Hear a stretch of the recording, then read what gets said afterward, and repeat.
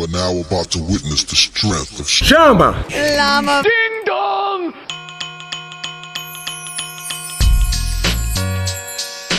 Two friends with a passion for combat sports. One's an actor, the other's a ring announcer. Together, we bring to you the CLDD Podcast. Episode 7 of the Shama Llama Ding Dong Podcast. I am one half of the show, Ryan Ventura. I got my verbal sparring partner to my left. Well, to my right, I guess. Sorry. Wherever I am. Yeah, to my right, my verbal sparring partner, Paul Stewart. He is back on the show. What's up, man? I missed you.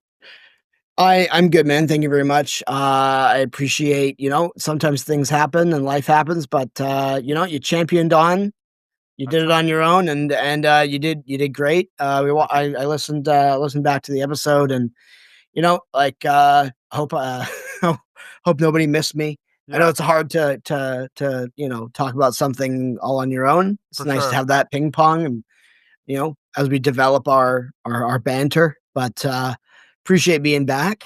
Yeah. We just as well. I think last week was a little bit more of a quieter week, so to speak. Yeah, and at least in the last 2-3 days, the news has definitely made up for a quiet week. Let's just for say sure. that. We have a lot to talk about, but let's first of all get into UFC Seattle. Actually, I feel like the card itself, UFC Seattle, because I didn't watch the full card, but I was following along on my X feed. I was following along on the UFC Fight Pass app and looking at the results, and it looked like that card lived way beyond its expectations, and everything was great except for, of course, the main event. Yeah, looking at the card on paper, I think that when you have these, honestly, any of these, and then we'll obviously get into this later. We've got a Apex card coming up later on Saturday, and I just think that if you can, especially a fight like Cejudo and Song Yadong is definitely deserves to have an audience, and you see them go to Kansas City or Orlando or San Antonio, wherever they've been, and there's no reason at this point, this far removed out of the pandemic, that I think that they shouldn't be aiming to get as many fights, Fight Night cards. There's obviously a multitude of tiers. You've got your Apex Contender Series tough kind of cards, and then you've got your not regional. You've got your more Fight Night cards in kind of main cities, and then you've got your pay-per-views, right? So, and on paper, there's obviously the loss of Dominic Cruz. It took a few hits, but looking at the prelims, 7 straight electrifying finishes. So that was you look like John Silva and the Modestus Bukauskas kicked it off and the curtain jerker and I'm just naming a few off the top of my head, but the card was really solid, really great. Yeah, it was really exciting. Yeah, it was really exciting. It was very solid. Obviously, I'm looking at the card right now, and it's on the screen for our viewers from Tapology. Did you expect the main event to ever end in the way it did? I don't recall in recent history, and we've both watched a lot of fights, and I don't think it's ever gone to a decision in that fashion before. Yeah, it's really strange because there's so much to unpack. Obviously, and I want to say this. I think that a lot of people are giving Henry Cejudo a really bad rap right now, because look, if you get kicked in the groin, poked in the eye, low blow, legal blow, what have you, you are allotted that 5 minutes to recover. That is part of the rule set. Perfectly legal. It's part of the rules. You're entitled to it. Actually, you are given that time. And I think when you see these guys, looking back at that eye poke, it was like 3/4 of Song's finger was in Henry's eye. I can't imagine the pain. Can't even comprehend what that might be like. But he took the 5 minutes. Jason Herzog, who I think is at least in the top 3 refs in the sport right now. Yeah, hands down. Absolutely. very consistent. Never seen him make really any mistake. He's really good at calling the action, and he gave him the 5 minutes. Henry used the 5 minutes. He's getting booed by the crowd. Just goes to show you that, sometimes the fan bases and the crowds aren't as educated as they should be. But yeah, like they just want people to bleed and stand and bang, and they don't want a technical fight or they don't want a grappling match. But that's another conversation for another day. But yeah, and I think that Henry was saying, he's like, he continued, and then when he's sitting on the stool, he's like, I can't see. Like you heard in the corner, and look, all these fighters aren't looking for ways out, man. They're not trying to find their ways out. Not at all. Like, I mean, if you look at Henry Cejudo's resume, I'll pull that up on the screen for the viewers right now. This is the Tapology. Henry Cejudo's resume is a who's who of some of the most dangerous fighters at 125 pounds, 135 pounds. So, out of all the people that he's fought and out of all the people that he's lost against, why tonight is he deciding to like find a way out? Exactly. Look, and he's a 2-time Olympic gold medalist. Yeah. He is literally born and bred as a champion. He is a fierce competitor. Now, am I the biggest Henry Cejudo fan of his attitude and antics outside of the cage? Not really. Yeah. But you can't deny his athleticism, his like he declared himself as the most accomplished combat athlete of all time, and like it's hard to deny that when there's validity in that 100%. Yeah, 2-time champ. His retirement whole thing was a little bit wonky, and I think to a certain degree he kind of pulled like a Dave Chappelle where he left the scene when at his high and tried to negotiate something better, and it didn't particularly work out for him. But that's it's just like, I just don't think that he's the kind of guy that's looking for a way out. And I think in the post-fight presser, Dana being Dana, I think he still holds a bit of a grudge towards Henry after he vacated or retired after taking that second belt. I think when he beat, when he defeated Dillashaw at bantamweight. Yeah. And this actually, this really sucks for Cejudo, because you look 5 years down the road, that no one's going to look at this fight and be like, oh man, that was a really complicated situation. It's just marked as a loss on his resume. And Song is, Song being like a surging talent that's doing really well. Yeah, I think that, I guess, I've been listening to a lot of conversations about it since, and I do think that when it comes to these low blows or these eye pokes, that the first warning should be in the locker room. That should be explicitly made clear to the athletes between the referee who's in charge of that fight. And I think if it just immediately, if they're holding the fence and they're, any foul, I think that start with point deductions, because if we're looking at point deductions, if that had happened, and it went to a technical decision, this fight, if you look at the scorecards, would have resulted in a draw, which I think no one would have denied that a draw was kind of, or even a no contest. But then, then it's like a win for Henry, but it's a no contest, or it's a TKO injury, or, there's so many different nuances to this. But I think ultimately it just sucks for Henry, because it's not fair. I think that he did everything he was allowed to do. He tried to fight through it. We don't know, again, us being the armchair experts and specialists that we are, we don't know what exactly he was feeling. And I think that people like to hate on people. They like to kick guys when they're down. And it sucks. That's my I guess that's my 2 cents on the whole situation. But ultimately, it just really sucks for Henry. Yeah, and it diminishes the performance that Song Yadong had too, because he had some from what I observed, he had some great moments. He, landed some excellent strikes on Henry. And in many ways, the way Henry performed prior to the eye poke, it kind of, was how I thought it would play out in my mind.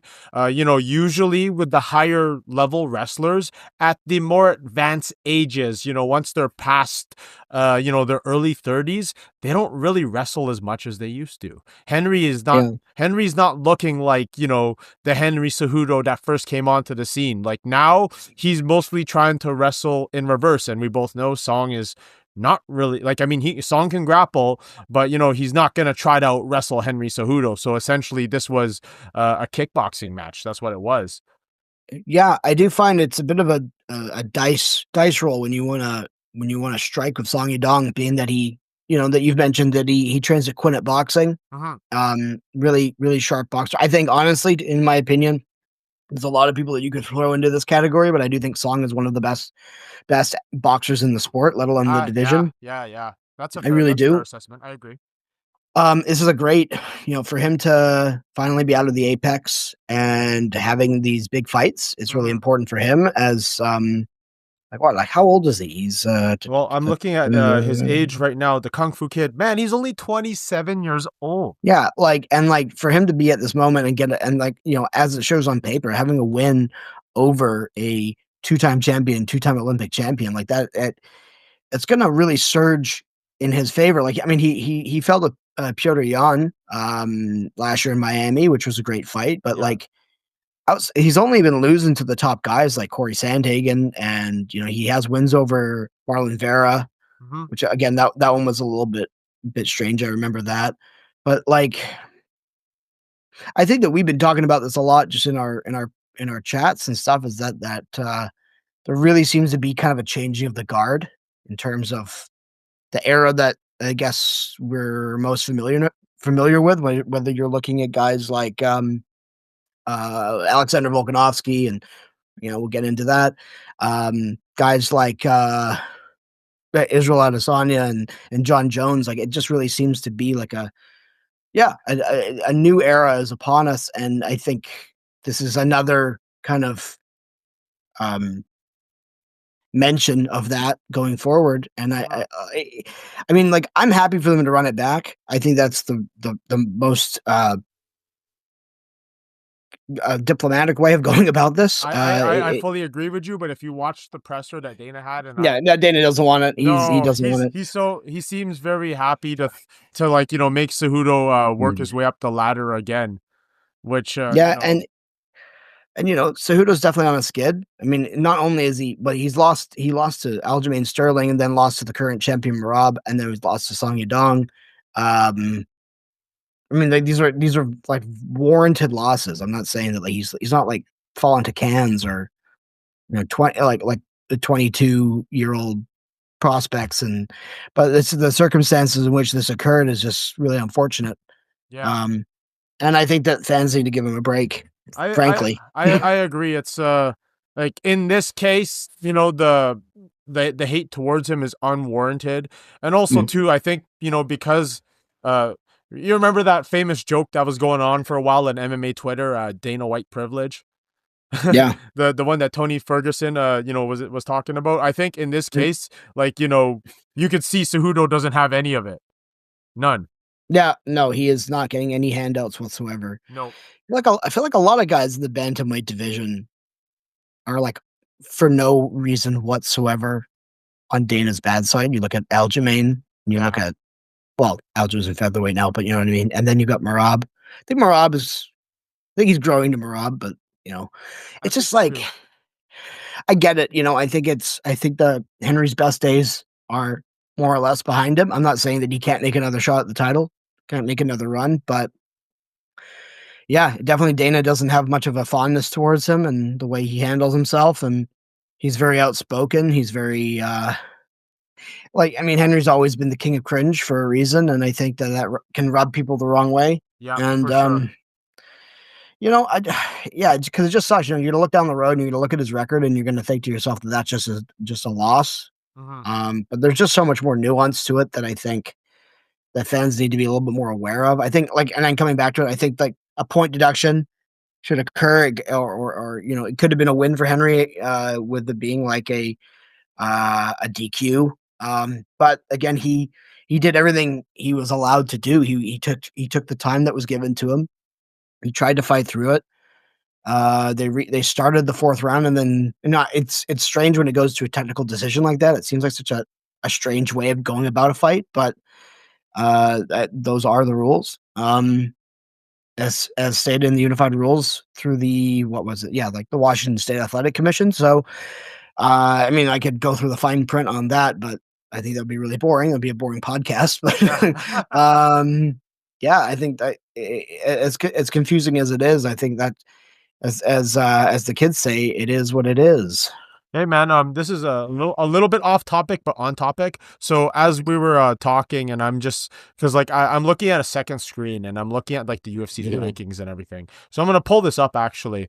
For those that are watching and they can see this right now, a very underrated, underappreciated place to look for the UFC rankings is actually Wikipedia. So if you go to really? Yeah, if I'm just like looking at it right now because I'm comparing the rankings to the UFC.com rankings, and the rankings are actually very detailed. So if you're looking at, let's go to if you look at the UFC rankings on Wikipedia and you pick the weight class, whatever you want. I'm looking at the bantamweight class. It shows you like their record, it shows you their win streak, and it shows you their last fight. And it's this is actually really helpful. Wow. This is extremely helpful. So like, and then their next fight that they've got coming up, that's cool. This is like one of the most informative from a fan's perspective, this is one of the most informative things I've ever looked at on Wikipedia for fighting.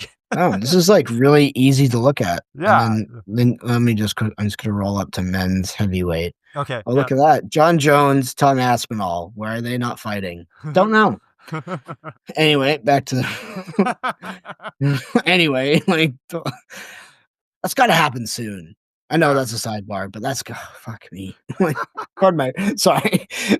Okay, so let's go back to the main event before we close. The main event from Seattle before we close off on this topic. So, who's the guy that makes sense for Song? I mean, looking at your ranking, or looking at the rankings here, I mean, they've just recently announced that Figgy is going to fight Corey Sandhagen, which is a banger of a fight. And it does sense. It makes a lot of sense. I've been wanting to see Sean O'Malley versus Corey Sandhagen for quite some time, but I think that gives reason to believe that the rematch between Merab is kind of where they're going. But I do like Figgy versus Sandhagen. I mean, I think Umar just fought. He's lost to Petr Yan. Bit of a weird kind of sticky kind of area here, but I think if you're gonna throw him anywhere, I mean, he just fought this weekend, so maybe sometime in like July or August, perhaps I could see him, Song fighting Umar if he's healthy. Yeah, to be honest. actually, I think that fight would make. Not only would that fight make a lot of sense, just because they're like Umar obviously is gonna want a win in order to get back into title contention, but that would really show us like how real, how legit Song Yadong is, and that's like a big test. And I think like if you look at like someone like Wei Li, who's a massive popular champion for China and Asian people all around the world, having another Asian contender. It would be a big priority for them, I think. Oh, absolutely. To capitalize on that market is huge because she does incredible numbers out in China for obvious reasons. I can't remember what their social media platform is, but apparently, according to Dana after that post-fight presser from what am I saying? 312? Was it 312? Yeah. Apparently she's just doing like astronomical numbers. So I think that if you can do, oh my god, if you could do like and we'll keep talking about the fights that are announced, but if you can get Wei Li versus Valentina and then have like Song versus Umar in the co-main, at least I wouldn't say the co-main, but I would definitely put them both on the main card, maybe even like the third fight of the pay-per-view. That would be I could definitely see that. I think you'd be foolish not to if you're gonna market Wei Li the way that you are and throw a Song in there. And if you're looking at the timelines, that would probably work out, I think. Yeah, that makes sense. That makes a lot of sense actually. Let's close off on this. So we talked about what potentially could be there for Song Yadong. What could be there for Henry Cejudo next? Like, would it be best that he rides off into the sunset and just retires and does the podcasting thing and, has his fight team going? Yeah, I mean, I get, yeah. He doesn't need to prove anything else. I think like a Petr Yan fight would make sense, but he's just he's going further and further down the rankings that it doesn't make a whole lot of sense for him to fight like the number 2 guy. I don't really know what's next for Cejudo. I think that maybe he quietly goes off into the sunset, but I think that he's the kind of competitor that doesn't want to go off on a note like this. I think I wouldn't, speaking hypothetically, of course. Yeah. I wouldn't want my career to be marked the way that this ended, but I think he takes some time off because he doesn't particularly fight too often. I think he fights like once a year, if I'm looking correctly. I'm looking at because he fought Aljo in Brooklyn, and then he fought beginning of the year last year was it Miami? He fought Merab. Yeah. Is that right? Yeah. That makes sense. No, in Anaheim he fought Merab. That's 298. Volk Topuria. Right. Well, Henry was supposed. I don't know. Henry was originally supposed to fight Chito Vera, back in 2023. He was supposed to fight. Oh yeah. Right, and I'm looking right now. So the last fight that Chito Vera had was in August 3rd of last year. If honestly, like, if you wanted to like have like a fight that not only would make sense in the rankings, but like would be a great fight to potentially, ride off into the sunset too, I think it'd be great to go against Chito Vera, just because Chito Vera was a legit title contender. They were originally supposed to fight. You got two guys that would be a good draw to the Latin market. Why not? Oh yeah. Right. I think I would like. I mean, I like that fight. I think that you can definitely get that to happen. They had some good banter back and forth. You could definitely market the crap out of that fight. But for sure. Yeah, like he lost to Figgy in August, so there's I don't know. I think we're still so fresh. It's hard to start making fights so shortly after, and you don't know what the condition of his eye is like and the recovery process might be. I mean, I don't mind that fight, but I mean, I guess at this point, Henry, not like he could, but he can't really call his shots at this point. So I wanted to share something like that is kind of related to that eye poke, but not really. So like I actually had a firsthand experience of that last Friday during sparring at my dojo. So like on Friday nights at the FKP MMA dojo, we have sparring.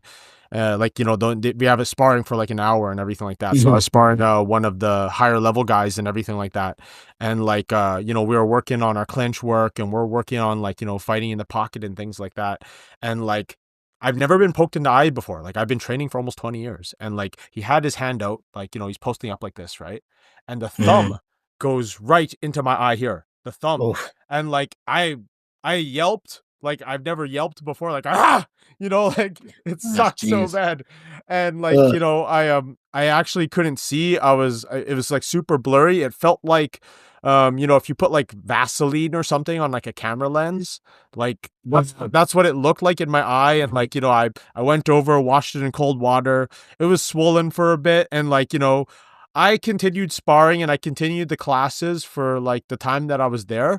But like, I was like, because like in my mind, I'm like, okay, if I can see, it shouldn't be that bad. But like within that like few minutes that I experienced the thumb to the eye, and from what I was told from my sparring partner, he said my thumb went inside my eye. And he said he felt his thumb in there. And I'm like, wow. Yeah. Right? Yeah, I think it's such a sensitive space. And I think whether it's related to the old gloves, new gloves, whatever gloves they're using. I that's why I actually prefer to box, because my fingers are covered. Yeah. But that's rough. And then having firsthand experience like that, like every situation is different, right?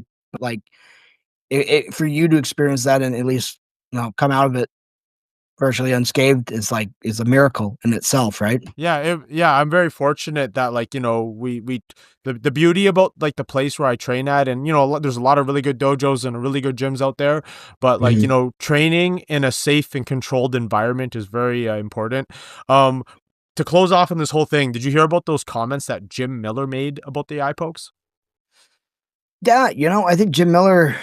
Yeah, I did read it. I might have to refresh my memory. So like just to refresh your memory, he released this video on X actually talking about like eye pokes and everything like that. And like, you know, Jim Miller has had more fights in UFC history than most other fighters, right? And he's never experienced like poking anyone in the eye, or, you know, surprisingly, I think he's never been poked in the eye in any of his fights, which is really crazy considering the amount of fights he's had. And he was talking about how like it's your mindset, and a lot of guys, like, you know, they're training with their fingers like out open like this, right? And he was actually saying that like if you just deduct a point like immediately, regardless if it's intentional or not, then like guys will stop, because like immediately like, because like Jim was saying, like when I train and when I fight, my hands are like this, right? Yeah, they're like this, they're closed, right? I actually kind of agree with what he's saying, because like if you immediately deduct a point, whether it was intentional or accidental, we might eliminate it altogether, because guys are going to be more mindful of their fingers. Well, yeah, you know, especially like you can kind of see when it, I don't think it's ever truly intentional. I don't think, you know, you're looking back, and I think Song was on Ariel show today. I haven't listened to his interview, but I do think that there's like, I don't think there's a bone in his body that says like I was intending to do that. But I do agree with Jim Miller. I think that like in order to at least psychologically inform a fighter that they are now behind, regardless of how well they're winning that round. I mean, it could become a 9-9 round or a 9-8 round, depending on how well that or how bad that round is going. But having an immediate, like, yeah, I think immediately take a point, because then at least that way you're more hyper aware, so to speak, in the moment of like not to do those things. I wonder why that was never suggested sooner, because like, you know, things like groin shots, at least with the groin shot, you're protected with a cup. Grabbing the cage, you know what? Honestly, give someone a fair warning, because there's a lot of guys that like, you know, I'm pretty sure most people do not intend to grab cages and ropes and things like that. Or like, shots to the back of the head, same idea, right? Yeah.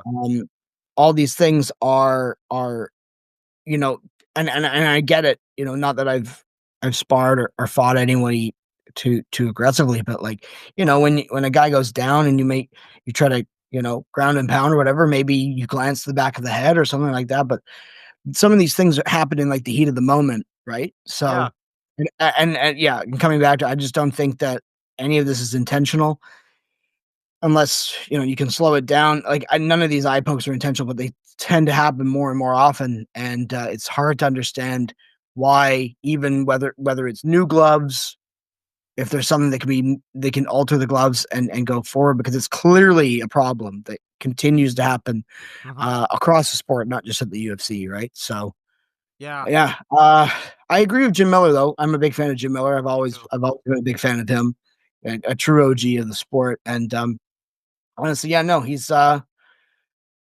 he's walked the walk enough times to understand like kind of the mentality behind it. For sure. And by no means is he saying it's intentional, but, you know, like make the consequences much more more dire. If like, you know, if someone's going to lose a fight over it, someone's going to lose their livelihood or their win money or half their purse or a quarter of their purse or whatever it is. Yeah, I mean, these are like, we forget that while this is entertainment, this is a lot of men and women's livelihood. Yeah. Right. So. All right. And Sorry, go on. No, and if Henry has to sit out for a year, I know he's got other prospects and stuff to keep himself employed and create revenue for himself, but that's not the point. He's a competitor, so sure. he doesn't want to be sitting on the sidelines for something out of his control. Absolutely, I agree. And you know, I hopefully, like, you know, his eye is okay. Maybe we'll probably, like, you know, get some more news about that really soon, and you know, he'll probably be able to get a fight really soon. But other than, of course, the main event, what was there anything else? Did you actually like watch any of the fights from the other card other than the main? Yeah, I watched quite a few. It was really cool to see Austin Vanderford, who was a you know, he was in Bellator. He's married to UFC veteran Van Zandt. Yep. I think that's really cool. And he came in on very short notice, so it was really cool to see him, you know, finally make his way in and have a really exciting finish. I mean, like looking from the bottom of the card, like I said, Modestas Bukauskas. Yeah, that was great. That was one of the fights that I saw. What a great performance. Yeah, like total barn burner right out of the gate. And then you've got Rizablayev. I mean, just starched Eric McConaughey. Am I saying that right? Yeah, Eric McConaughey, yes. Ricky Simone, like I was pretty like I think he sent Javid Bashrite into the shadow realm as far as I'm concerned. That was crazy. I mean, a lot of these finishes were just so exciting. I do feel bad for Andre Fili. I like Andre Fili a lot, but he seems to be on one of those win one, lose one kind of back and forths. Which I mean, he's a good guy of the sport. He really is. He's a really I've listened to a few of his interviews and I really like the way he approaches everything. But I think really coming out of this one, besides the main event, just seeing the fighting nerds continue to keep that exciting energy alive. John Silva is like, and then he called out Bryce Mitchell, and he's like, "I'll kill you, dude." And I mean, I don't want to. I'm not going to get into politics. I'm not going to get into beliefs or whatever. But I think let's keep that out of our show, man. Let's keep it out of our show. But I think a lot of people would like to see Bryce Mitchell hurt. Yeah, and I'll just leave it at that. Oh my gosh, I don't even want anything to do with like shout out Josh Emmett. Yeah, shout out Josh Emmett.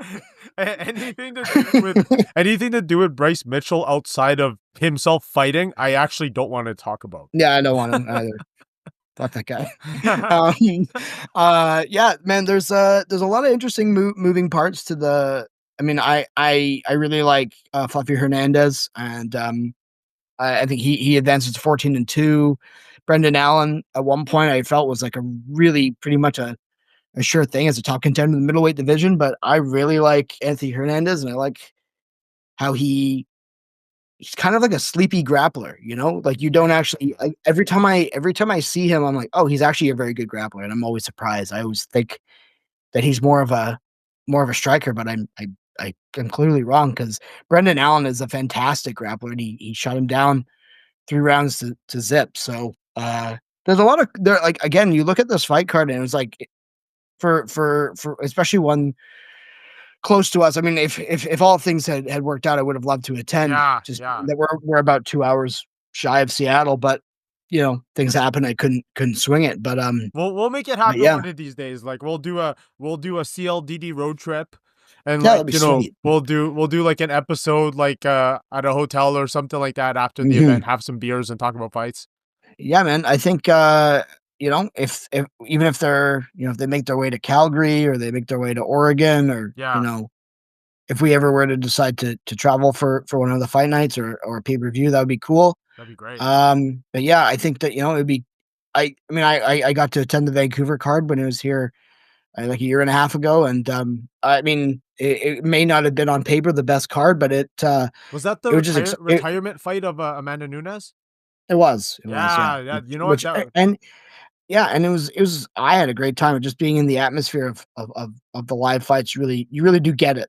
Yeah. When you're witnessing it live, which was great. But yeah, it'd be great to have more fight nights. More fight nights in cities and out of the Apex, but also more in like kind of Pacific Northwest area. Yeah, for sure. Especially when you consider all the great talent that, you know, come from the Pacific Northwest, you know, like Oregon, Washington, the great province of British Columbia, where we're based out of. You know, we got the Montreal card coming up really soon. And, you know, I wouldn't doubt it if we see like, you know, any talent that I've introduced or I'm familiar with on that card. But, let's you know, shift over to the next Apex card this coming weekend, and to be honest with you, man, like it's hard. It's so like, it's not that obviously, like, you know, we're fight fans. We care. We love fighting. We love combat, right? Oh, absolutely. That's why we have this show. But I mean, when you look at this fight card from top, it's an Apex card for sure. It's absolutely an Apex card. Yeah, and I say that with all respect. I mean, like you got Manel Kape, the ex-Ryzen champion, facing, is this how you pronounce it? Asu Almabayev?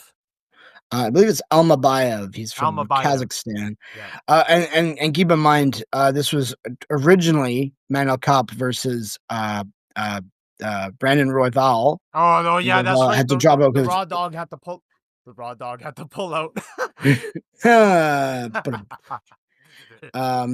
Yeah, and then I think Almabayev was supposed to fight Steve Erceg, and then Steve Erceg got rebooked to fight Moreno in Mexico City. I love that fight, by the way. I love that fight. Oh yeah, and like, and then looking forward, you've got Josh Emmett fighting what is it, Arnold Allen? Oh no, he's fighting Lerone Murphy in the Apex. I'm sorry, I'm like, why are we putting these top tier guys in a warehouse? I mean, I get it, like there's only so many cars that they can throw these guys on, but like there's it's always like there's maybe one or two fights at the top of the card that you're like interesting. And then, but I'm looking at the rankings on Tapology right now, and like I'm scrolling down here, and Manel Kape versus Almabayev is the only fight on the entire card that is ranked that is ranked in the top 10 of their own division. And I'm not saying there's anything wrong with that. I mean, you obviously these Apex cards are kind of like the UFC's own regional circuit, so to speak. Yeah, and I get why they do it. I get why they do it. It makes them a lot of money. It saves them a lot of money, but yeah, they're just always so thin, And, I actually have on the screen right now. I have a shout out to the community that goes on Wikipedia and updates these rankings in Wikipedia for us. These are fantastic. I wish I've seen this sooner. But I'm looking at the flyweight rankings right now. We have Manel Kape and we have Asu Almabayev. Is it Almabayev? Yeah. Almabayev, yeah. Like, so that's number 6 and 7 going up against each other in the rankings. But, the flyweight division has always been sort of like the redheaded stepchild of the UFC. Always. Yeah. Yeah. It's, it's kind of like it's somewhat of a kind of like a cursed division in its own right, but which is a shame because some of the best fights we've ever seen are at 125. Oh, absolutely. Yeah, I mean, you look at that quadrilogy of Brandon Moreno and Davison Figueiredo. It's like I'd watch those guys, like, as much as it held up the division for such a long period of time. I mean, that was the only fight that made sense. Like right now, if you're looking at, like Pantoja and Kai Kara France I feel like is the most clear cut next title fight in that division. But then you're kind of playing musical chairs with Brandon Moreno and Brandon Royval, and then you're mixing, and then you have to bring in a guy like Steve Erceg, or you have to bring in a guy like Kai Asakura, and then whether we'll see Muhammad Mokaev back in the UFC. I think we will, but it makes sense. It makes sense. Like he's clearly the guy that should be next.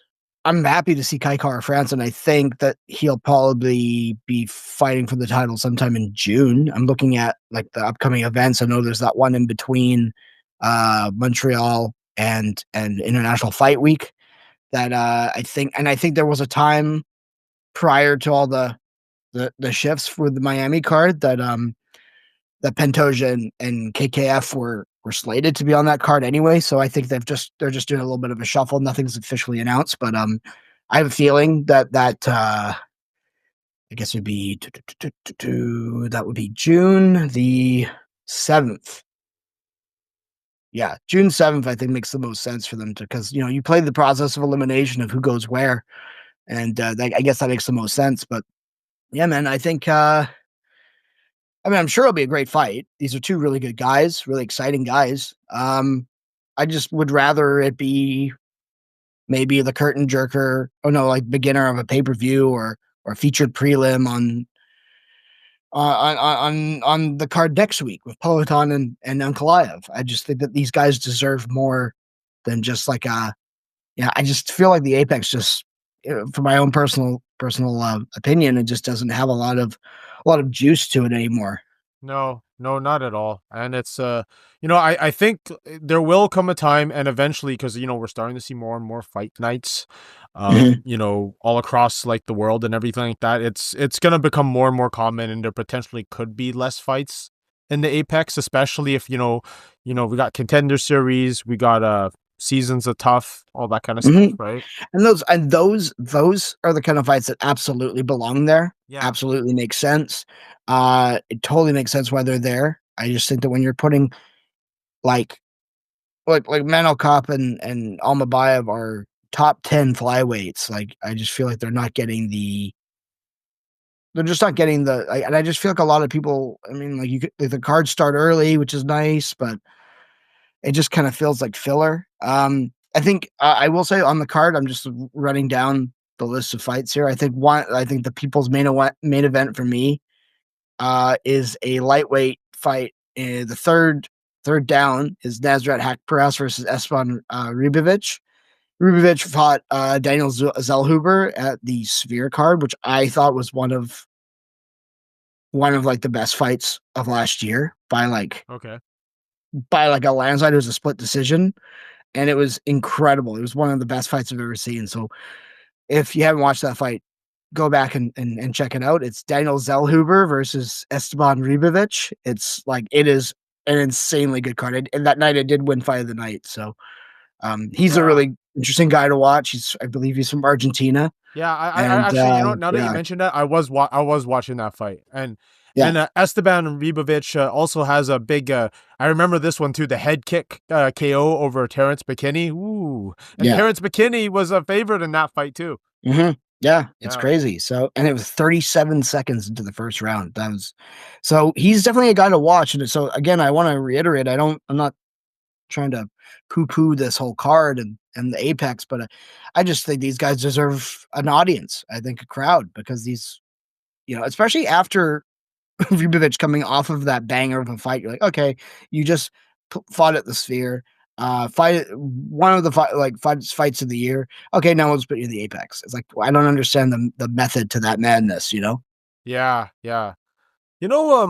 This is kind of early, and this is kind of a hypothetical. And let's say, for example, like, the UFC, they were so keen on having, as much content, as many fights as they can in the Apex, right? Because like, obviously having a fight card in your own building, there's a lot less overhead, a lot less moving pieces and things like that. And, having like the Contender Series in the summer to fall, and then you got like the Ultimate Fighter and all that. How about this? I have a proposal. So UFC Fight Pass has the viewing rights to pretty much every major every major, like, trying to find the word, like regional scene, regional promotion, right? BFL, Unified MMA, Cage Warriors, all that. How about like, they do something like the Road to the Contender Series. So it's like the champion from the BFL versus the champion from Cage Warriors. They fight it out to have that.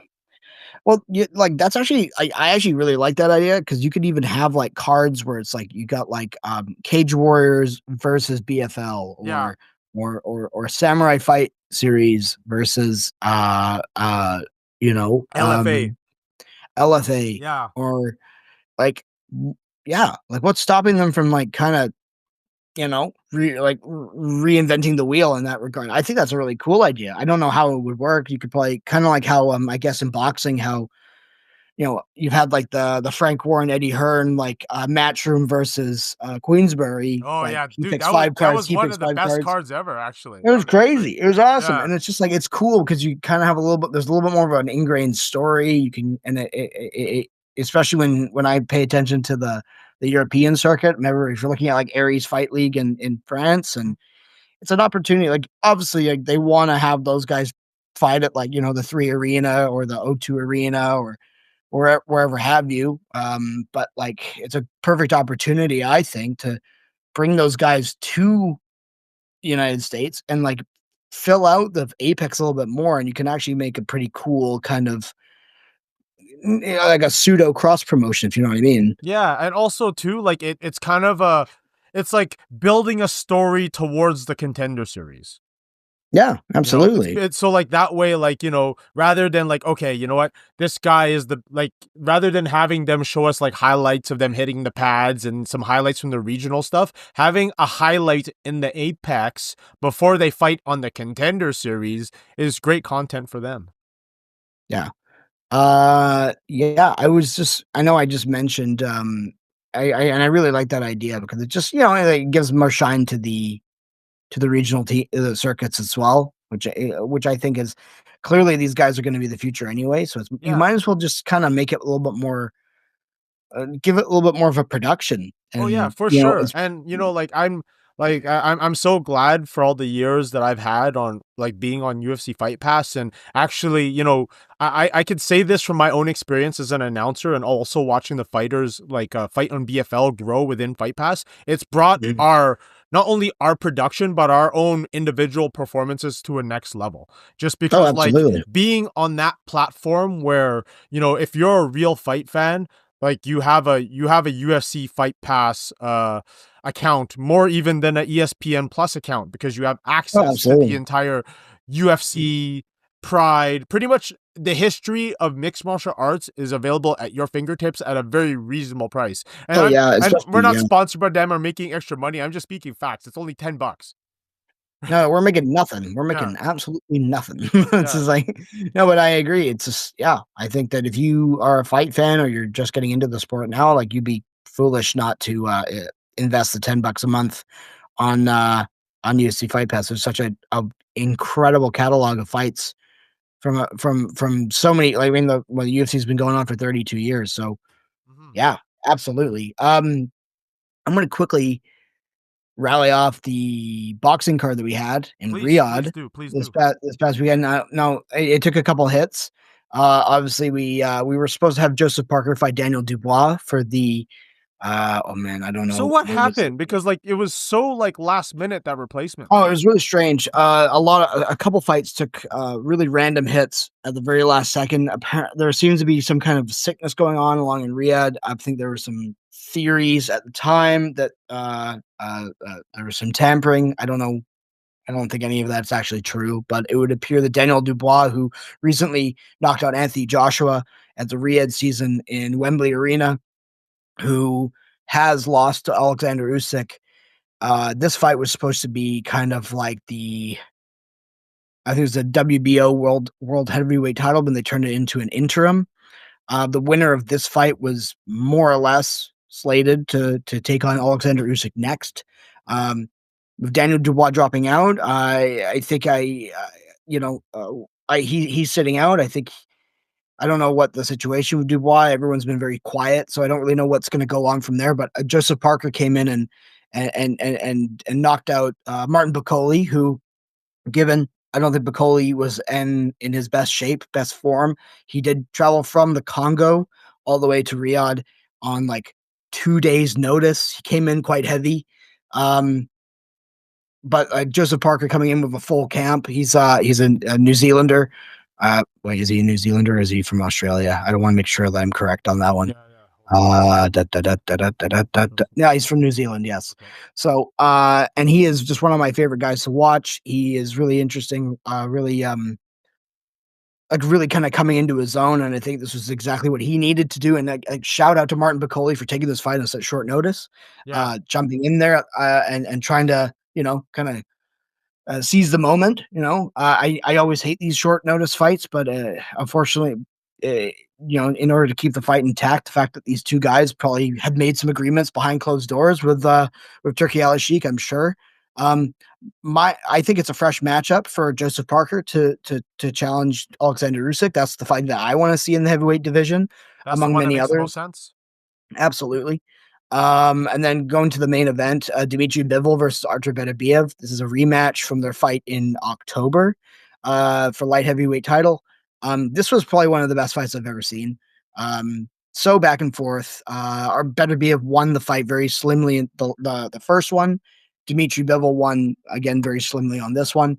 So they're one apiece. Oh, so trilogy time. Trilogy time. Yeah, I like the idea of a trilogy. I know that Bivol wants to take some time off, which I think is incredibly warranted. I think that you don't necessarily need to have a trilogy back to back to back. I think that naturally Joseph Benavidez, he deserves a big time fight, and I think him versus Dimitri Bivol is the fight to make, and then maybe Beterbiev comes in and fights the winner. I think that Bivol and Beterbiev are going to fight again sometime soon, but these guys are such vicious, such dynamic boxers at 175 pounds. Really incredible guys that I love to watch. Two Russian fighters. And the fact that Artur Beterbiev is fighting the way that he's fighting at the age of 40 is absurd. Yeah, that is truly crazy. Yeah. So, and if you don't know, I'm looking at Beterbiev's record. He's perfect, 21-0 in pro. But how many AMI fights does he have? Because usually those guys, they have like hundreds of amateur fights. Yeah. I bet, man. I bet. I don't know, but he might have like an ungodly amount of amateur fights. But like the fact that he's been fighting as long as he has, and I do think that because Beterbiev really had it handled, and then later in the rounds, Bivol came out, and both guys are so humble. I think that's what the sport really needs. Is that you got to have these guys, like, they're entertaining. They're not trying to talk their way up to the top. Light heavyweight is such an interesting division in boxing because you've had guys like Canelo Alvarez move up and fight Dimitri Bivol. That's Canelo's only loss next to Floyd Mayweather. Sorry, yeah. Mayweather. Yeah, sorry, my brain just did a little buffering, and I'm like, that's not right. But then I'm like, no, that's correct. Dimitri Bivol is just like one of these. Like, I think at the time when Canelo went up and fought Bivol, it was just like sometimes these guys put on too much weight or it's just too much. And, it's hard to hang with these guys when you go up, especially with the amount of different weight classes that are in boxing. Because once you start going up, these guys start hitting harder, they're built different. So I really think that Joseph Benavidez is ready for a big fight. He deserves a big fight. He's an incredible boxer as well. And everyone says that Canelo Alvarez is dodging Benavidez, but there's always going to be another guy.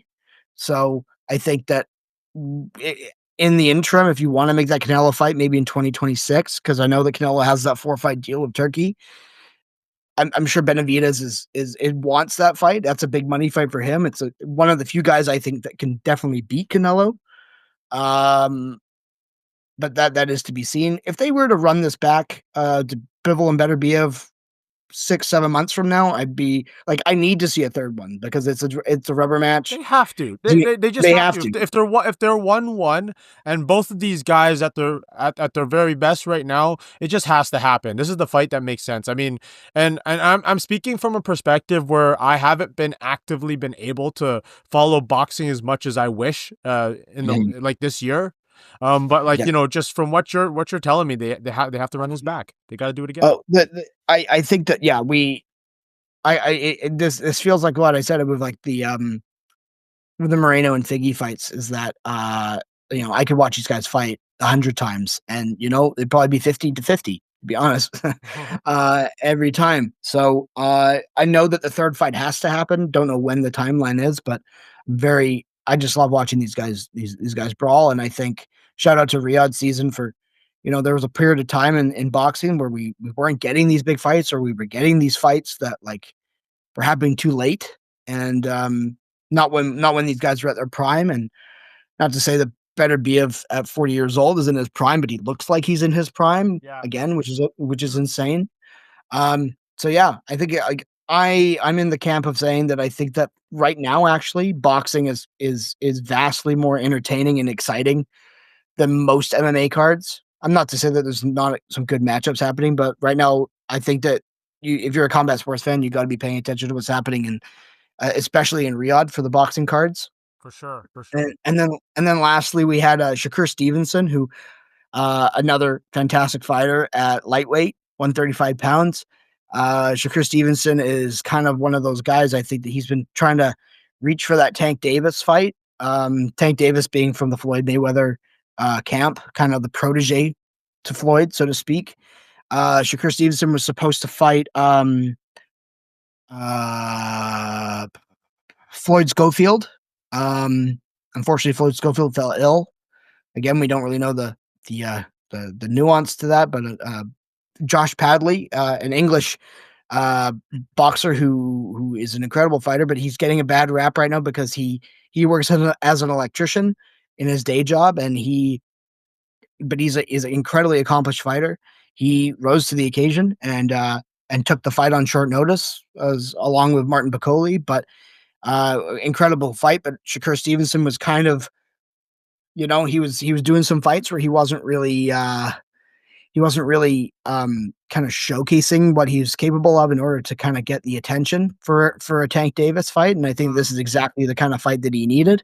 He picked him apart. So Shakur was getting criticized for it? Shakur was, because he was kind of playing with his food. He didn't really have any like kind of exciting matchups, a little bit ho-hum decisions. Still definitively the better fighter in those fights, but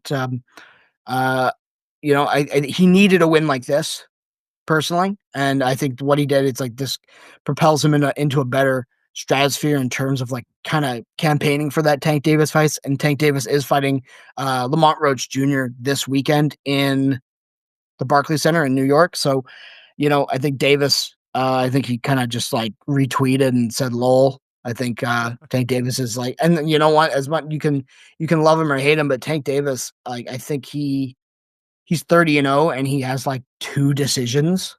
Like, he's knocked 28 guys out. Most of them very violently. I'm very familiar with Tank Davis. Yeah. So yeah, I think that, like, I would love to see that fight, and I think that this was exactly the kind of win that Shakur Stevenson needed to propel him forward, get more of those fights. And then honestly, like, if you keep going down this card, incredible fights. Like, there's Callum Smith versus Joshua Buatsi, really great fight at light heavyweight. I'd love to see Callum Smith take on, I think maybe, I don't know if Beterbiev has fought him or not. I'm sure I could look at that up, but I'm not going to go digging into the records. Agit Kabayel, really in the 6th round took out Zhilei Zhang, who, I really like Zhilei Zhang a lot, but yeah, I'm a big Bang guy too. Yeah, I think especially when it comes into the heavyweight division across the board, it's like it's kill or be killed. Yeah. And unfortunately, one guy has to fall. When you look at like guys like Tyson Fury, Muhammad Ali, you look at Mike Tyson, you look at Alexander Usyk, and again, Martin Bakole, Joseph Parker, all these guys. It's Lennox Lewis. Like, these guys are just they are absolutely insanely strong and powerful guys. And the fact that any of, like, I know we look at the UFC and we watch a heavyweight fight, and we're lucky if that fight gets into the 2nd round. But it's the heavyweight boxing is really exciting, and I'm really excited. I think Joseph Parker versus Alexander Usyk is the story to make going forward. And then a third Bivol Beterbiev fight, but really great card. The pacing of the card was really great. It didn't feel like as sluggish as the other ones have been. It was like pretty snappy. Fights were happening pretty quick. I think they're taking some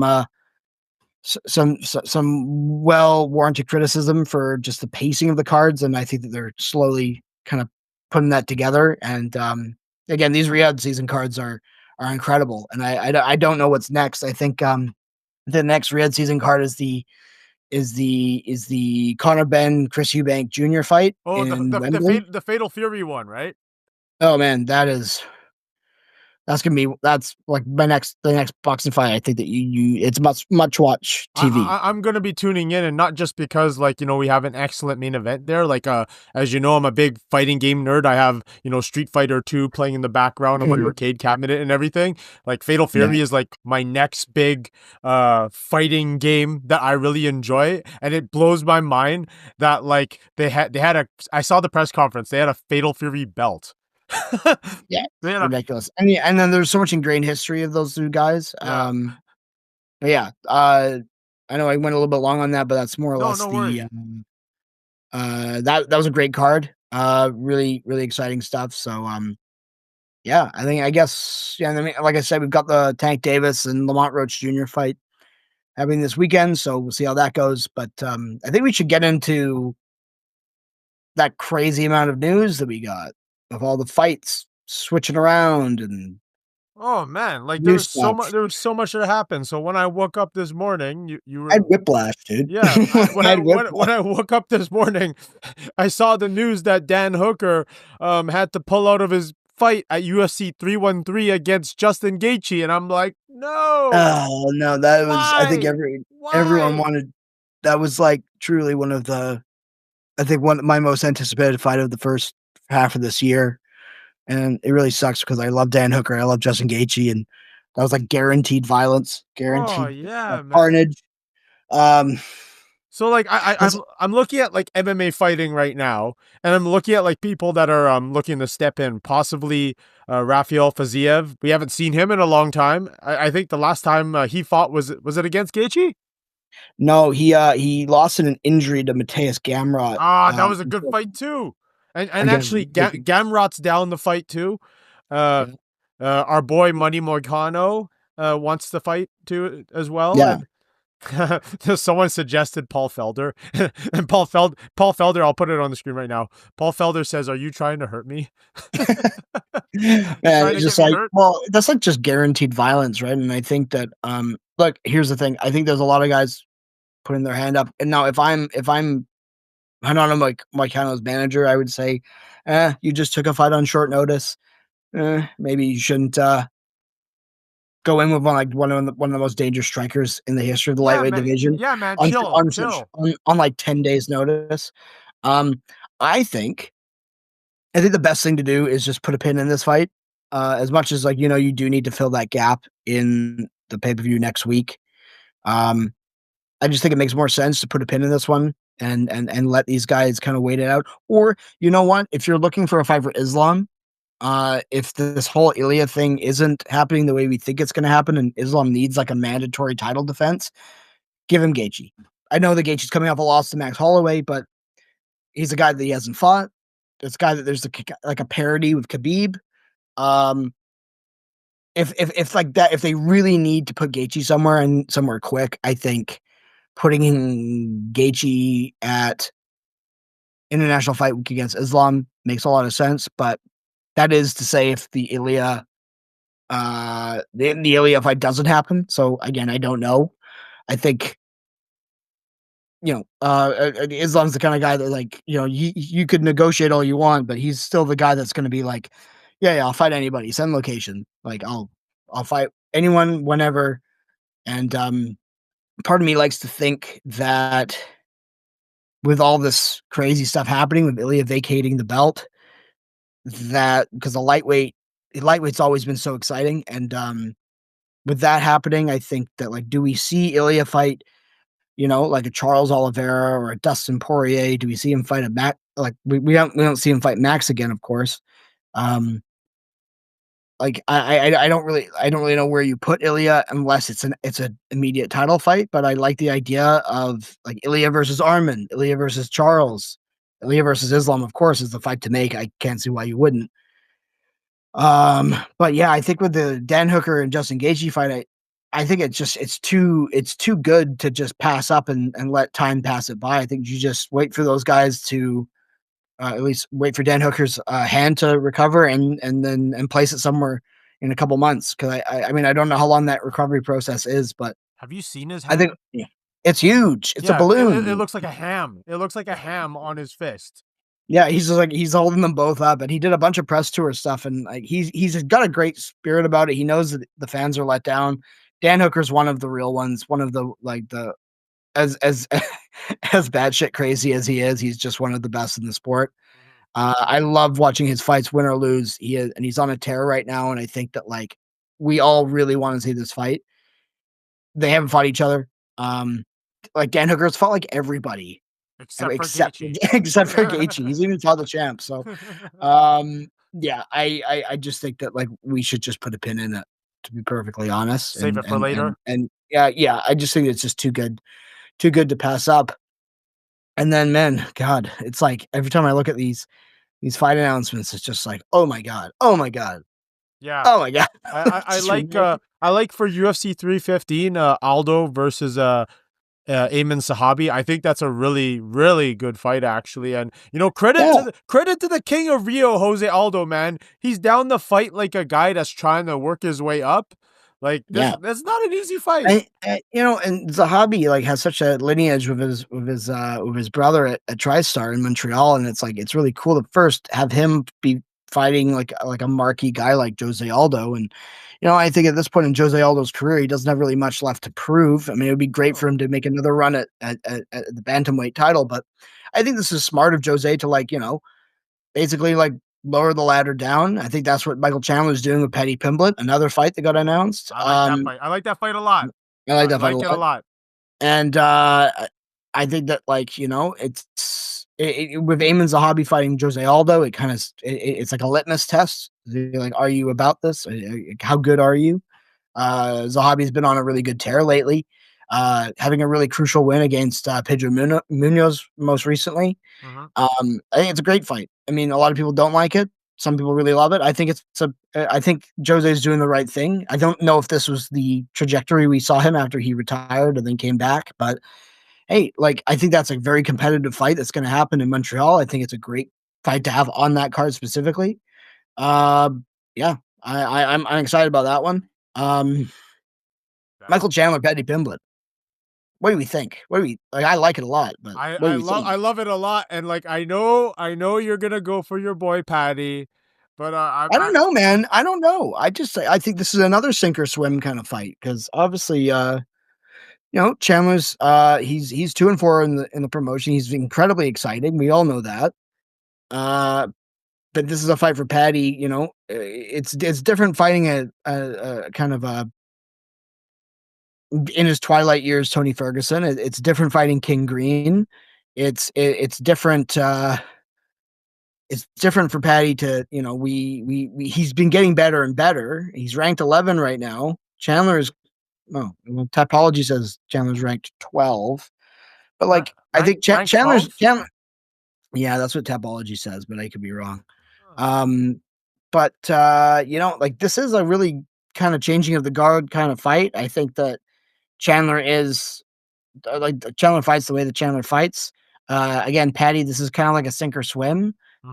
Is he capable of taking on a guy like Michael Chandler? I'm curious. I think generally because Michael Chandler, while an accomplished wrestler, doesn't utilize his grappling the way that he should. Nope. Paddy is a very experienced grappler, and I think that outside of Dustin Poirier choking out Michael Chandler a few years ago in MSG, Paddy could potentially be one of the first guys to really, really sink in an early submission, I think, against Michael Chandler. But I mean, it's a 5-round fight. It's a 5-round co-main. I think the odds are pretty even. I think Paddy's at a 120 versus a minus 120 to a plus 150 or something. Really? So, I mean, I think it's a super exciting fight. I think this is the kind of fight that Paddy needs to prove himself. And shout out Michael Chandler for again dropping that ladder down and welcoming him to the upper echelon of the lightweight division. Yeah, I think this Miami card, and Miami just continues to have these incredible cards because that was I think the first Miami card was Izzy Pereira 2, and then the one last year was Cheeto Vera versus Sean O'Malley. Yeah. And now Alexander Volkanovski versus Diego Lopez for the vacant featherweight championship, which is insane. Did you see Ilya dropping that belt? I thought he was going to hold on to it. No, I think that perhaps he if the weight cut is as hard as he says it is, and he says he's completed everything he can. I mean, he never fought Yair Rodriguez. He never fought he didn't fight some guys kind of he didn't fight a Brian Ortega.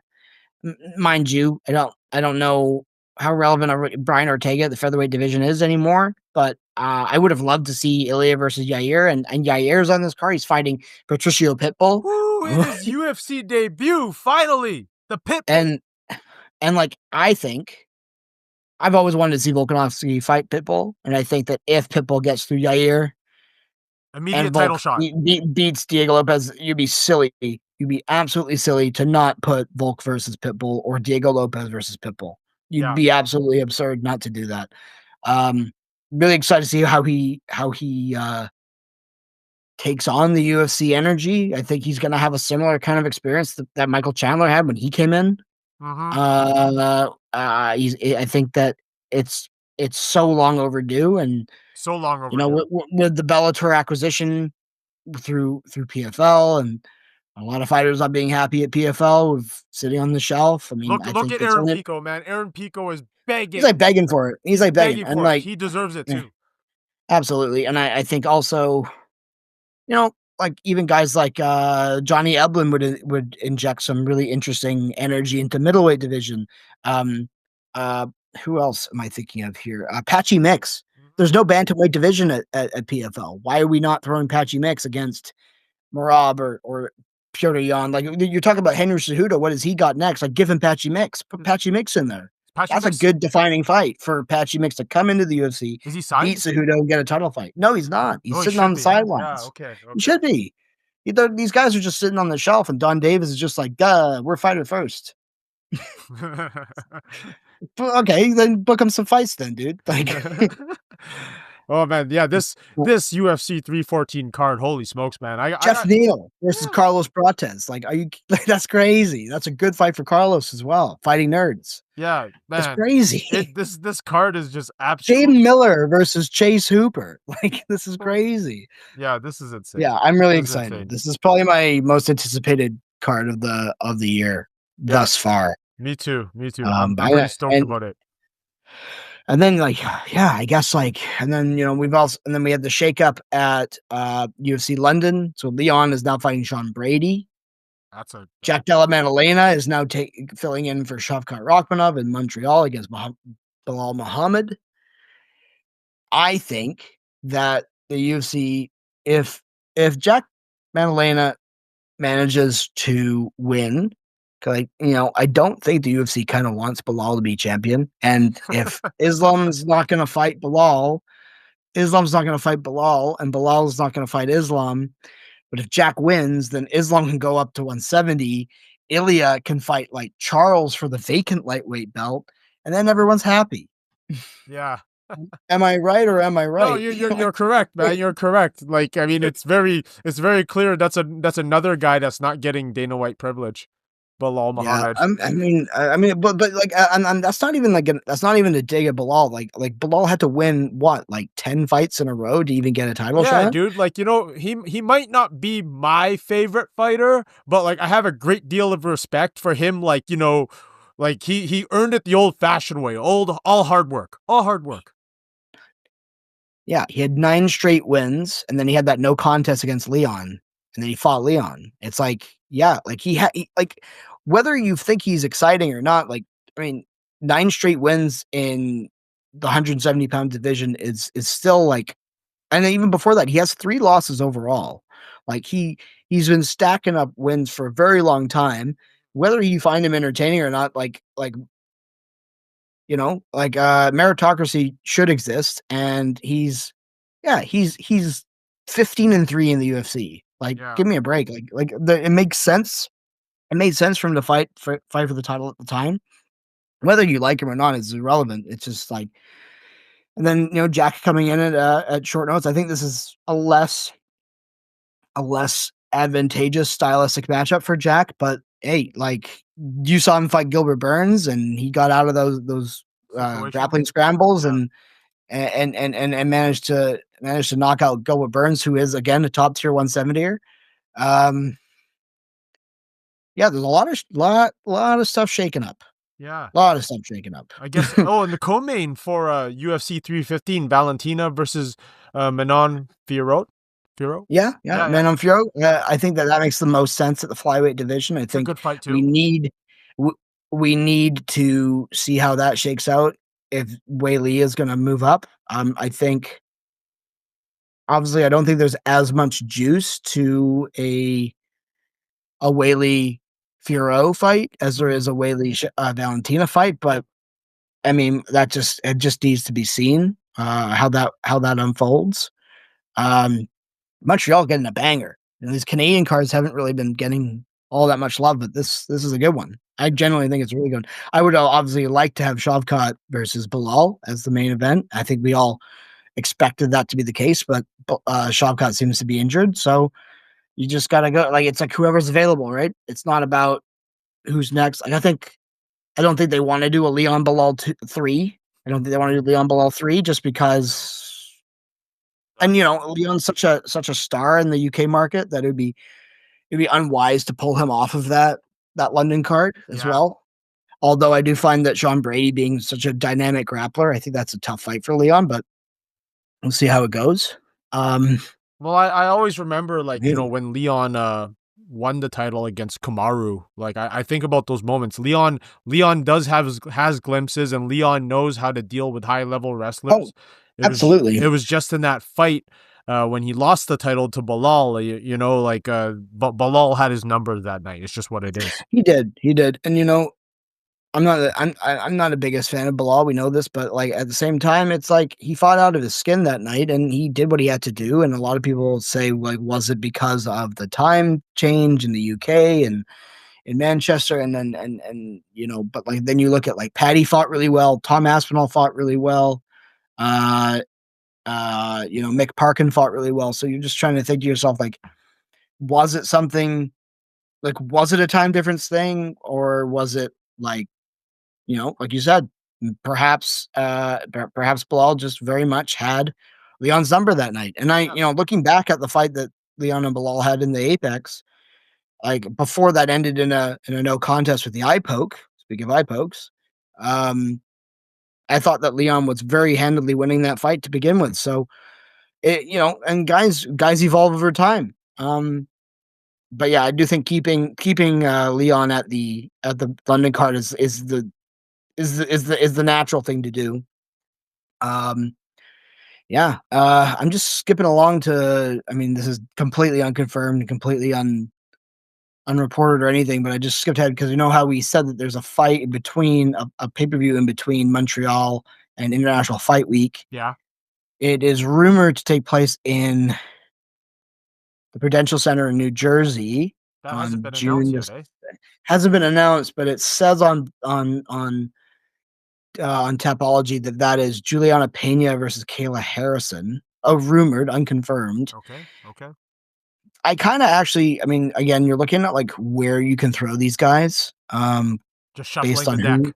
Who's fighting where. You got to shuffle the deck. I would actually like. I feel like I said earlier. I think that Pantoja versus Kai Kara France could be a very good co-main there, and then you're into the International Fight Week, which could very well be either Islam versus Ilya, Islam versus anybody really, Arman, Gaethje, Charles, John Jones versus Tom Aspinall. I was waiting for you to say that. Just throwing that out there. Come if anyone on, wants to book that, please, if anyone wants to, please. Just if anyone wants to book that fight, please. Just know that we want it. And please. What are we waiting for? International Fight Week, sponsored by Riyadh Season. Please, why not? Why not? Like Turkey, throw the money at him. Like, what are we waiting? Like, give them all the money. And I think Dana was doing, when he announced all these fights, he was doing a live stream, and someone commented and it said, like, when are we getting Tom and John? And he said something along the lines of, yeah, be patient. You're gonna get it. You're gonna get it. But I'm just like, yeah, but when? Yeah, when? But when? Like, International Fight Week makes the most sense. I like the idea of Pena versus Harrison as a co-main for International Fight Week. That has a lot of juice to it. Yeah, they would sell the fight. Yeah. And then, like we said, with flyweight. So I'm trying to think of. I mean, and then you could have O'Malley Merab 2 in International Fight Week, which is a star-studded fight in its own right. So, and that's enough time removed from January for those guys to fight. Yeah. I don't know. I think like there's just so many fights that got announced in such a short period of time. It's exhausting. Yeah, it is exhausting. We had a lot of bangers. And looking at the time, we've went way over time, but it was a great conversation. We talked a lot about fights, and you know what? There's actually one last thing that I'd like to close off on, and it's related.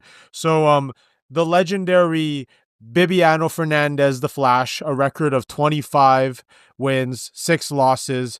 He is one of the greatest fighters to have never graced the UFC cage, and I would be amiss if I didn't mention this. His retirement fight, it was a 4th fight against Kevin Bellion. So Kevin Bellion is like one of the OG Filipino mixed martial artists, and they had 4 fight bangers out in the one championship promotion. Now, this is kind of a knock on the one championship promotion. I feel like they're not really promoting MMA like they used to. So this fight, Bibiano Fernandez was in, I felt like unless you were in the know, you didn't really know it was happening. And this happened last week. BB, that's what a lot of people call him. He won his retirement fight last Saturday. He won a split decision. It was a tough fight. Bibiano Fernandez was the Dream featherweight champion, which at the time, Dream was like the predecessor to Pride.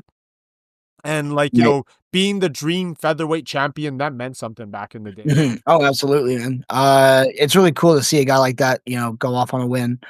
I'm, you know, I did know about this fight card, but there's so many guys on here that I just didn't have it on my radar. But like, it's really good to see Bibiano go out on a win like that, and then you've got, I mean, Jonathan Haggerty with that decision win, and then what about that knockout by Roberto Soldic? That was heck yeah! Oh, the RoboCop, yes. I'm team RoboCop. I'm team RoboCop. Oh, absolutely. I think when he signed to the one, I think everyone was kind of sad. I was sad. And then he didn't have the best rollout there. I think he had a little bit of some kind of growing pains. Yeah. That guy was the last guy to like KO DDP. Yeah, yeah. And so it'd be really, I mean, I would like to see him eventually make his way to UFC. I think the way that Soldic fights is just like so incredible. So I'm looking forward to one day that happening. But it was really cool to see him get back onto the win column because he was like a long reigning KSW champion for. He was one of the most long time. One of the most violent KSW champions. And like, you know, I mean, like I wish I followed KSW as much as I could, but every fight and highlight that I've seen of the RoboCop, like he really is like one of the baddest men not inside the octagon right now. Hands down. I agree. I've been following him maybe like probably since like 2021 or so, like when he fought Patrick Kinsel. Let's see. I don't know if I'm saying that right. It could be wrong. Yeah. At KSW 63. I think that's when I first kind of like, I think I was listening to the Ringer MMA show, which is now, is no longer, but shout out PC Carroll. He's always has like a very keen ear to the ground on the European circuit. And he's always hyping up KSW along with guys like Paul Hughes, Ian Gary. You know, he's always got a lot of more nuanced takes on like the Conor McGregor situations and has a little bit more, you know, a voice of the Irish community behind him, which I think that if you're, which he now, he's constantly on the Uncrowned, Ariel Hawani show, and he has his own show on Fridays called The Crack. Sorry. I know that's your show. You like that show. I love that show. I just think that PC brings, a really great, energy and lightness and fun, but also very, very nuanced and appropriate take to the sport, especially with the European guys. So, yeah, that's how I first learned about Roberto Soldic, and since then, I'm just really glad that he's back on the win column, especially with that absolutely crazy knockout that he had. So. You were the first person that I sent that KO to when I saw that. I'm like, that guy that he dropped with the straight left, he just fell and like he just became a stone statue. Oh yeah, I know. It violent. Was nuts. So violent. So yeah, we've got a lot of fights to look forward to this weekend. I mean, we do and we don't. I'm looking forward to the Tank Davis fight. I'm looking forward to the Miami card. I'm looking forward to Poatan next week. Chama. It may shock you that we named this podcast slightly after him, but you know, speaking of hypotheticals and speaking of Poatan, so remember, you know, as Izzy was defending the title and moving up, we had this looming shadow that we didn't know we had, which was Alexander Pereira. I didn't know. No one expected him to come from kickboxing, make the jump to MMA, and become the star that he's become. Imagine if RoboCop is that to DDP. Like RoboCop is out there dropping everybody in one championship, destroying everybody. Yeah, he's like the what do you call it? He's like, you know, that meme of Kermit the Frog with like a hood over the dark hood over. He's like little soldier. He's like, I'll be there soon. Yeah, that'd be cool. That'd be cool to get him in there. I mean, we already talked about this not too long ago, but I think we got to see DDP fight Hamzat, and then DDP can fight the winner of like a Kyle Barallo and Nasruddin Imavov fight, and then hey, maybe then we RoboCop is there. Then you got RoboCop. It would be a really sweet get him to do what they're kind of thinking. I think that what they're gonna do with Pitbull is like come in, give him a Sean Strickland, give him a Paulo Costa, give him a Robert Whitaker, see how he does there, and then if that works out for him, throw Soldich into a title fight against DDP, and then because there's a story already built there. Oh, 100%. And on top of that too, if you look at I think RoboCop, obviously he's been on the UFC's radar for a long time, but KSW money was good for him, man. Dude, KSW is the best kept secret in mixed martial arts. Those guys are like selling out 60,000 seat arenas in stadiums. All paid, no comps. Yeah, it's ridiculous. It's crazy. There's so many guys I don't really know out of that circuit, but like sometimes you watch some of these streams of KSW and you're like, how are people not watching this? Yeah, it need I have the Fight Network and everything like that, but I mean, yeah, KSW doesn't get the shine it deserves. But yeah, we've gone on for a long time. Congratulations, Bibiano Fernandez, on the retirement. Well deserved, my man. A true pioneer of mixed martial arts, one of the best to never step into the UFC cage. My friend, where can they find you on the internet? Hey man, you can find me on Instagram at Aaron Paul Stewart. Also, you can find me on IMDb of the same name, and then go through my resume and go watch stuff that I'm in, because go do that. Whenever you have any new projects to plug, when they're all ready to go, just please plug them. Oh, absolutely. More than happy to do that when they come up, for sure. For sure. And for myself, Ryan Ventura 604 on all major social media platforms except for X, where I'm Ryan Ventura 778. Eventually, there will come a time when I'll be plugging a project that I was part of, and we're gonna have some special guests. It's kind of an open secret, but I'd rather have something to actually promote rather than tell you what it is. Right? Absolutely. No, it's a cool one. Yeah. Super cool one. So, and there's a lot of really cool guests that I'd love to have on the show. And since we were having a great conversation about boxing, and it's so hard to follow so many combat sports all at the same time, we're gonna have some boxing guests in very soon. Sweet. Sounds great.